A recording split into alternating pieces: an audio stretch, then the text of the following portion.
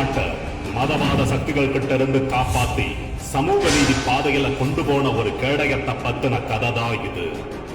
பேரறிஞர் அண்ணா, முத்தமிழறிஞர் கலைஞர் மாதிரியான தம்பிகளின் துணையோடு 1949 உருவாக்கினதுதான் இந்த கேடயம். உருவாக்கின நாள்ல இருந்து இப்ப வரைக்கும் செய்யாத போர் இல்ல, சந்திக்காத போராட்டம் இல்ல, பார்க்காத சவால்கள் இல்ல.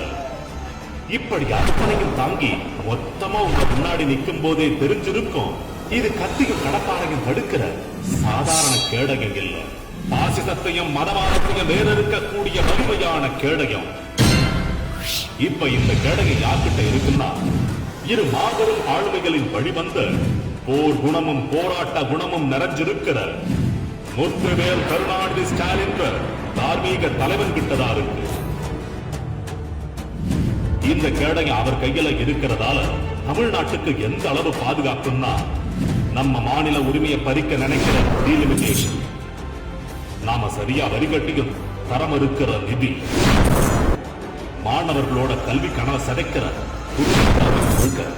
மக்களோட வாக்குரிமையை பறிக்கிற இதெல்லாம் போதாதுன்னு மதத்தை வச்சு கலவரம்.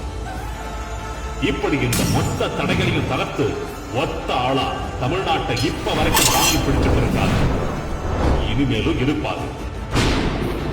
அப்புறம் சொல்ல மறந்துட்டேன், அந்த கேடயத்தோட பேரு திராவிட முன்னேற்ற கழகம்.